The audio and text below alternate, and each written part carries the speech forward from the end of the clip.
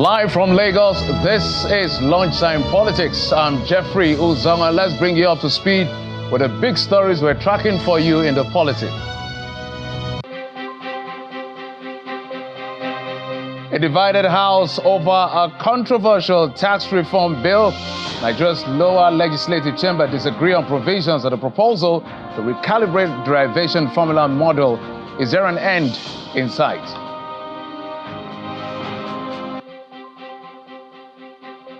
As a coalition of Northern group outrightly reject continuation of deliberation on the proposed tax reform bill pending wider consultation, another group of Northern Christian youth professionals have thrown their weight behind the bill.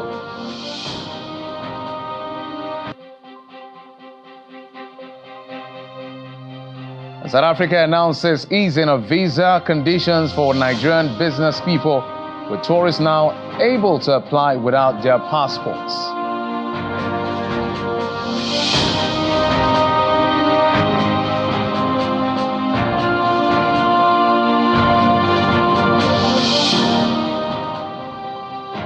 Thanks again for joining us on the program, where we'll give you an all-access pass to the things that are happening both in the polity and in politics. Now, far from over is perhaps the best way to describe the lingering disagreement over the controversial tax reform bills currently before the National Assembly. The Green Chamber experienced quite a rowdy session when a member of the House from Ekiti State, Mr. Akin, touched on the controversial bill yesterday during plenary. Our National Assembly correspondent Terry Kumi has details of these and more from the House of Reps. It is the first plenary session of the week in the House of Representatives. The day begins with motions of urgent national importance, one of which is on the urgent need to investigate the mass retirement of over 1,000 staff of the Central Bank of Nigeria.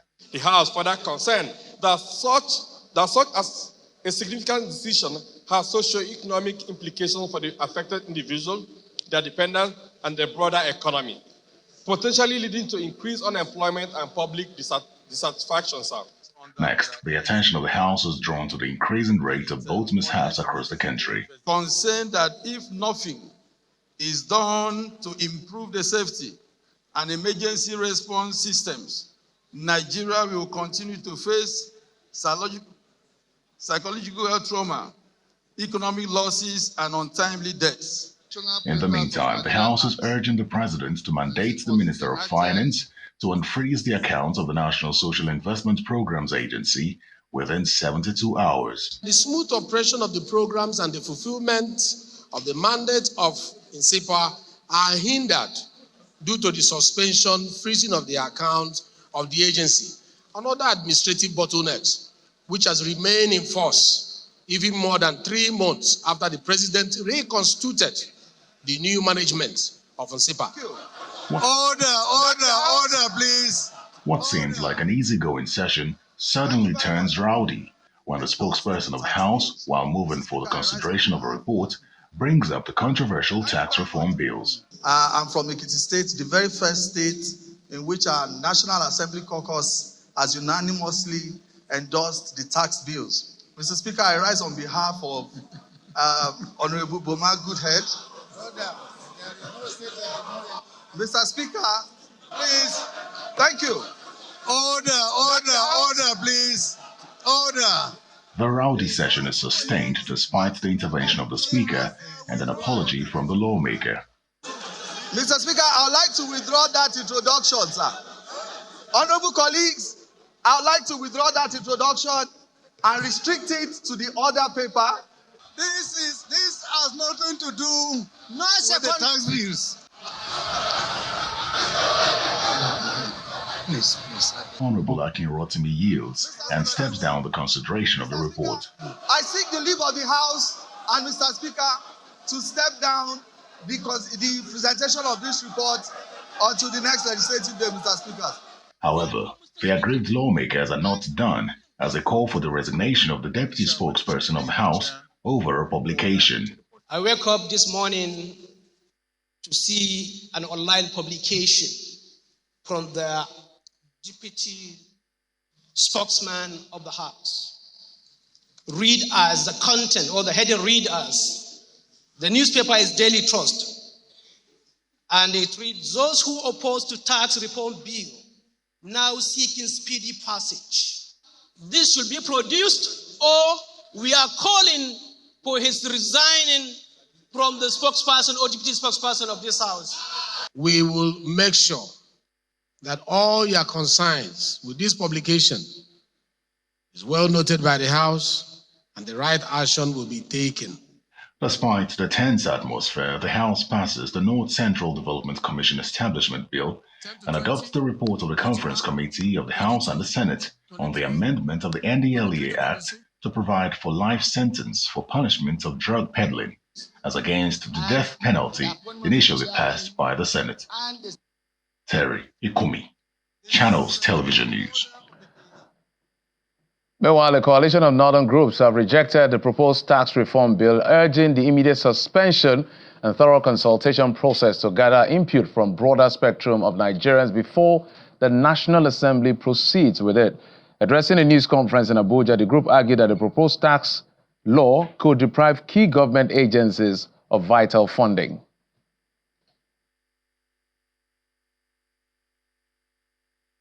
The CNG categorically rejects these tax reforms in their current forms. They represent a short-sighted approach to revenue generation that sacrifices equity, inclusion, and sustainability. Since its inception, the government has created poverty and misery. All the reforms, particularly that these economic teams are bringing to this country, are disastrous to the living condition of Nigerians. We have seen where even the removal of fuel subsidy has taken Nigerians to. Today, we cannot account on those monies that Nigeria are getting from the fuel subsidy removal. Where are they? What are we doing with them? We are still living under dilapidated structures. Bad roads, bad health conditions, bad air conditions, bad educational conditions, bad, and so many bad in this country. The government and its economic team have vindicated the CNG's earlier statement on 19th July this year as the worst economic team that have completely destroyed our ailing economy, that have relegated Nigerians' ranking from the first to fourth economy in Africa. The economic team and the monetary policies are worst in the annals of Nigerian history. President Bola Ahmed Tinubu knows best what to do.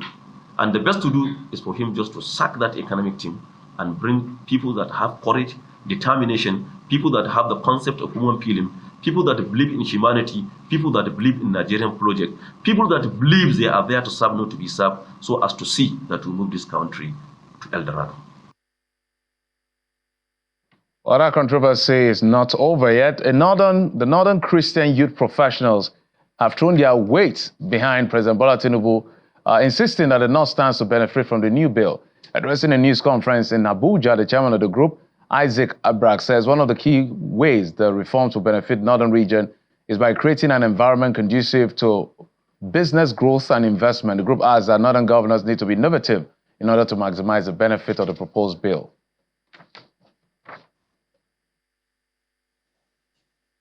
One of the key ways the reforms will benefit the Northern region is by creating an environment conducive for business growth and investment.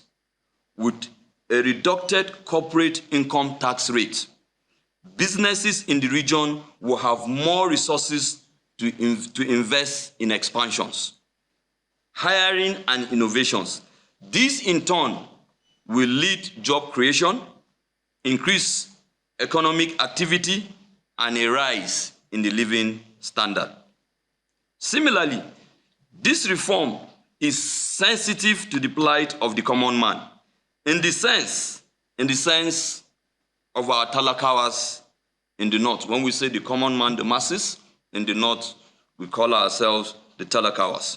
So the bill exempts the talakawas, individual earnings between 800,000 or less from paying income tax.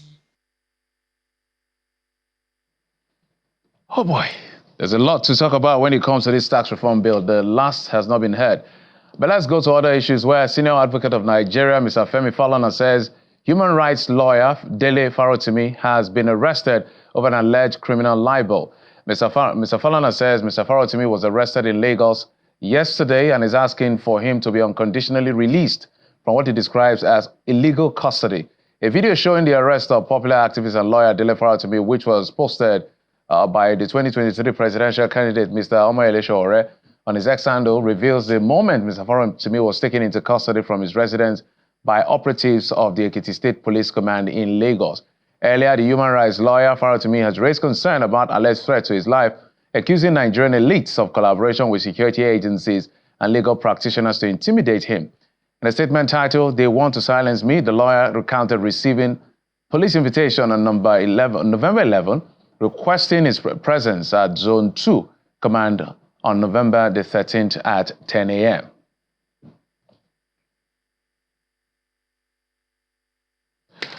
All right, so let's get to the conversation for today. Two broad issues we'll be talking about. We're going to talk about the issue of Faratimi as well, but also going to talk about that seizure that the Economic and Financial Crimes describe as the single largest recovery of asset by the Commission, perhaps since its inception, 753 duplexes in the nation's capital, Abuja. They didn't disclose who owns it, which is why Nigerians are not quite happy. They wanted to know who owns that kind of property.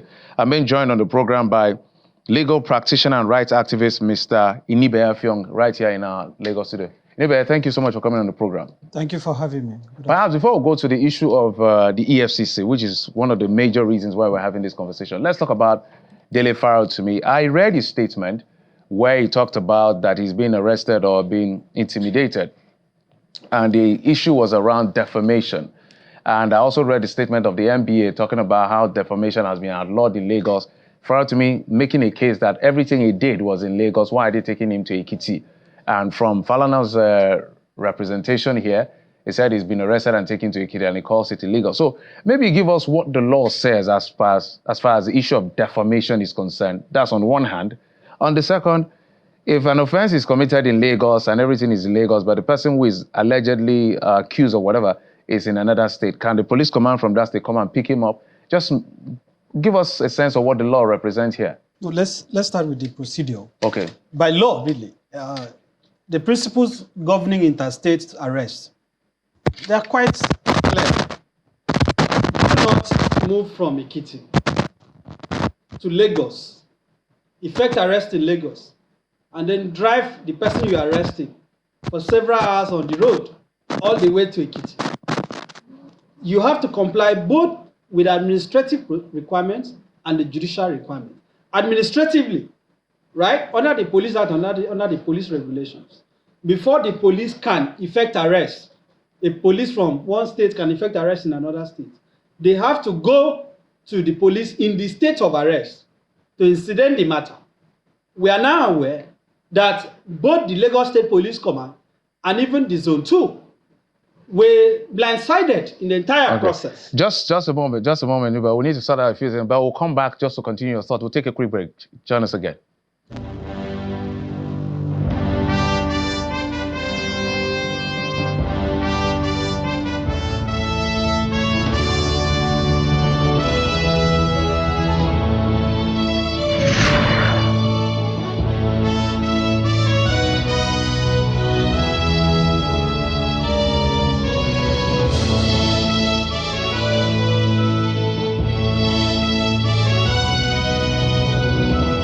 Welcome back. We're talking about the issue of the arrest of human rights activist, rightsman Dele Faratimi by the Ekiti State Police Command. And my guest is Inibe Afyong. We need to sort out a few technical things. Now we sorted out. Inibe, you were saying? Yes, I'm saying that we are now aware.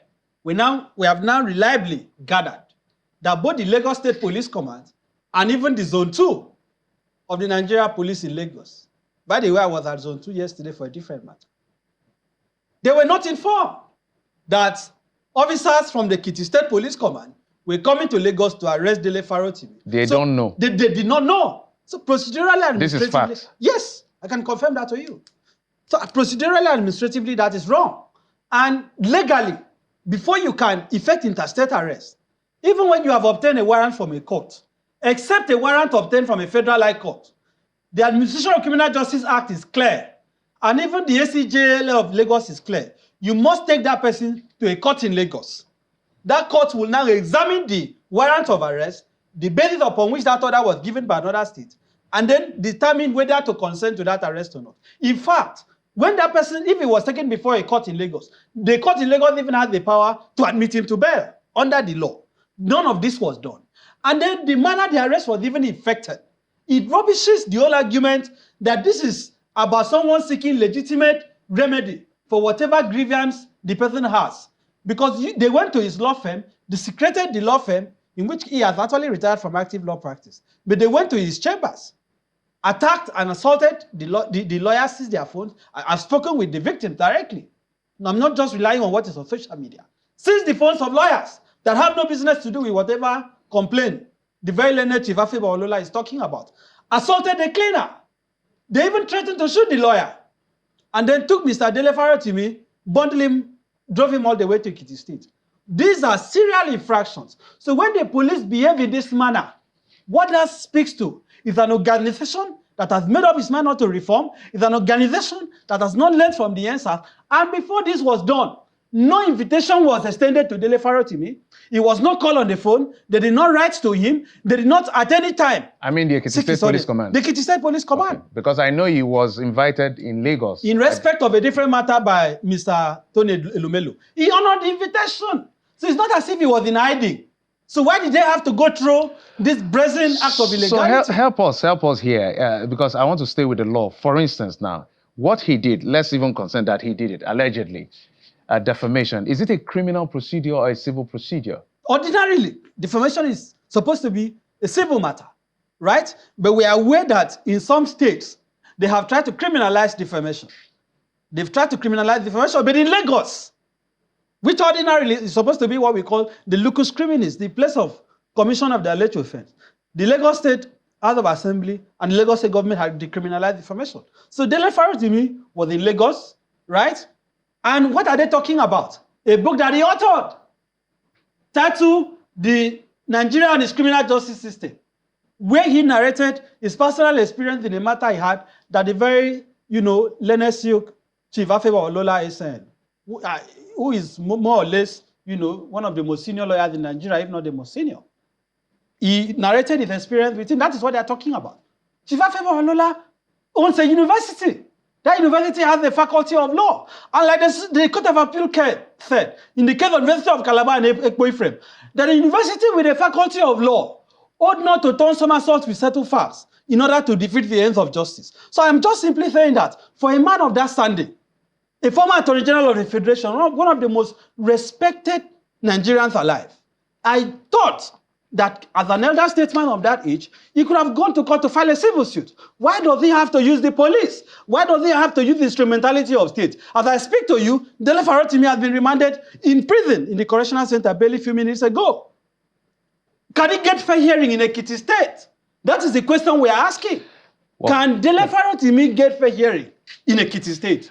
Well, so that is the question I hope that I'm hoping will be answered, because we are really concerned whether justice can be done to him. It's a bit convoluted because of the stature of the person involved. Yeah, the senior Leonard Silk himself, who is perhaps the most senior lawyer. I think he celebrated 60 years. But, we'll leave that to the court and the judges and all of that, and those of you who practice law to do. But let's move on to other issues, because it's a developing story.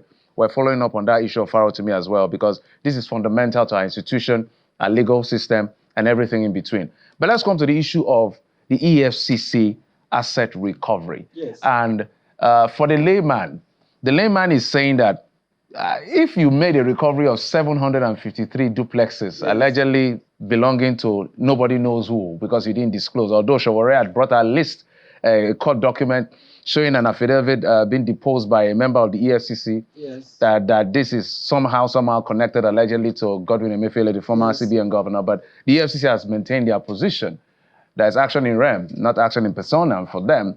But we're talking about the confidence of the people in fighting criminality and crime in Nigeria. For you, what's your assessment of what is playing out as far as this property recovery is concerned? Look, I'm going to be very circumspect in my comments. And I'm saying this with all sense of responsibility. As a lawyer who in the last decade, I can, on my own rights, describe myself as a friend of the commission. Because some of us, we follow the legacy of Gani Fawebi. We don't usually like taking up cases against the EFCC because of our position on anti-corruption. I have been part of events even organized by the commission. There was time they used to invite some of us for their events. I'm just laying that foundation because of what I intend to say on this program. That it is now clear beyond doubt to some of us that EFCC has a dual standard. There is a double standard. There is the stinking hypocrisy that we can no longer be quiet. Now, when you look at the affidavit in support of the ex parte application that was filed, I have read through it. While the EFCC in their public statement is saying, or giving the impression that this could have been an unclaimed asset, right? Or asset that is not traced to any particular person, and they chronically it or characterize it as an action in rem. When you look at the affidavit in support of the application, the big masquerade has been unraveled, right? Namely, the former CBN governor, Godwin Emefiele, and his cronies, including one Ifeanyi Collins Omeke, who is said to have been used as a front in that affidavit by the former CBN governor. What did they say? They said this property, this 753 duplexes, yes. Right? They claim that it is proceeds of kickbacks, that this Ifeanyi Collins Omeke was collecting kickbacks on behalf of Emefiele for people that were allocated, foreign exchange, dollars, really, foreign currencies that the CBN used to do. They claim that the money that was used to acquire this asset was from that illegal activity, and they were subsequently, the title documents were subsequently transferred to companies linked to Emefiele, even in previous forfeiture. So I'm just stating it clearly that this is not a case where properties have been recovered and the identity of those that this are not traceable to anybody. The properties are traceable. Why the EFCC in their statement did not disclose the identity, they must explain to Nigerians because the explanation is not satisfactory. But guess what? EFCC, as I said, now has an official double standard. When they arrest Yahoo boys, don't we see what they do? Not only do they reveal their names, they parade them, display their laptops, they wear boxers, and they dehumanize them. When the political elites, look at how they took former Kogi State governor to court, Yaya Bello. They were following him like as if they are working for him. The man was walking and puffing like a celebrity, and the EFCC was almost clapping for him. The same Yaya Bello they told us they were looking for. So all this speaks to perception. And why am I not surprised? Because currently, even as a lawyer, I have petitions before EFCC for clients that have been defrauded that EFCC has not been able to recover money from. But their claim is action in rem. It is not an action in rem because I have read the affidavit. The identity of those that these assets are traced to have been disclosed to the court. Why did they not disclose it in their statement? Not only are the names of the companies disclosed, they also mentioned particularly one Collins Ifeanyi Omeke, said to be a front of former CBN Governor Emefiele. So the argument now is that they are saying that if nobody has laid claim to it, why do we... It's not true. They have the title documents. They have the title documents with the names stated there. I'm not in defense. No, it's not true. That is their position. That nobody has laid claim, so they take the property. It is not true. The title documents are there.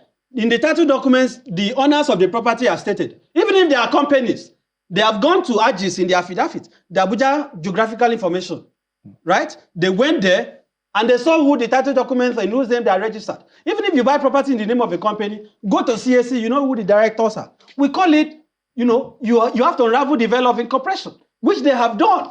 So the point I'm making is that the EFCC knows those behind it. Why they don't want to shame and name them, they must explain to Nigeria. Do you feel that the EFCC or our institutions have different rules for different sets of people? It's not a question of feeling. I'm telling you my own personal bitter experience today. Even as a so-called friend of the commission, as I choose to describe myself, about cases that are ongoing, that I am convinced that the reason why they are not pursuing those cases is because there are people that the suspects have connection with the EFCC. When you know people in the EFCC today, you can get away with any criminality. That's a strong allegation. I'm saying it on fact. I'm saying it based on my personal bitter experience. I'm saying it because of their double standard. When they arrest Yahoo boys, they parade them. When they arrest politicians, they don't parade them, right? They organize party for them. But literally, okay, figuratively, they organize party to them. Look, I just cited the case of Yaya Bello. Were you not scandalized to see Yaya Bello smiling, walking, and the EFCC, escorting him to go to the same man they told us they were looking for? Okay. They're just making a nonsense of the whole thing. There are three issues I brought you in for. So let's come on this issue of the tax reform bill that is causing trouble. At the end of the day, I know you cite issues like Section 16 of the Constitution, Yes, that Nigeria is passed leaning towards a welfare state. But when you look at the tax bill and the provisions, do you think everybody has, because the North is saying we need wider consultation. We don't think this is going to favor us at the end of the day. But the proponents of the tax bill are saying it's going to favor you. In fact, you're going to be the bigger beneficiary. You're taking 1 minute if you can. my take is that the tax reform bill itself, the name, is founded on duplicity. I have a problem with the name. Because when you say reform, it's as if we have a president that is reform-centric. The president has not brought a bill to reform the electoral process. He has not brought a bill to reform, he has not brought bills to reform key institutions, not even INEC. Right? He has not taken steps to reform the police. Why is this starting with tax? Why is Tinubu obsessed with taxation? Nigerians are tired. He taxed us in Lagos. Now he wants to tax the whole country. Why is tax the starting point of his reform? Maybe it's one step at a time. Well, I've not seen the need. He has not let him start the reform in the way they are running the villa. Okay, and Nigerians will begin to listen to them. I see your position. Clearly, you're not interested in this tax matter. You just want him to reform other institutions. It's just about making more money and expanding the extravagance of those in power. As a person, choose to see it from that perspective. I don't think this is a reform-centric president. I don't think this is a president that is ready to reform the country. But it's all the talk about taxes, about money. Have you taken a look at the reforms proposed in that tax? There are quite good things in that reform. The merit of the argument has been lost because the government has yet to earn legitimacy. The government is yet to earn the confidence of the people. Why do you think people are not... They have the legitimacy. Why the court has made that pronouncement. It's a legality question. What I'm saying is that, why do you think people don't want even to look at the content of the bill? It is because the government has not earned the trust of the people. Since this president came in, it has been tax. What has they done with the money? Okay. Confidence of the people is a different thing. Mandate confirmed is a different thing. So I just need to be clear on that. I must thank you. Very passionate as always. Inibe Efyong. How can I mispronounce your name? Inibe Efyong, legal practitioner and rights activist. Always a very interesting time talking to you always. Thank you. Thank you so much for coming on the program. Thank you. Appreciate it. All right, so before we go, let's bring you the story from outside our shores that South African President Cyril Ramaphosa has announced the easing of visa conditions for Nigerian business people, with tourists now able to apply without their passports. The South African president was speaking during the opening ceremony of the 11th session of Nigeria-South Africa Binational Commission, which he co-chaired with President Bola Tinubu in Cape Town, South Africa. Meanwhile, President Tinubu has called for an anti-illegal mining group in Africa to combat the instability and loss of income it is causing across the country. Emphasized the strong bonds of friendship. And that's it on the program. Thank you so much for your time and, of course, your usual company. You've been served. A Lunchtime Politics. Bye-bye.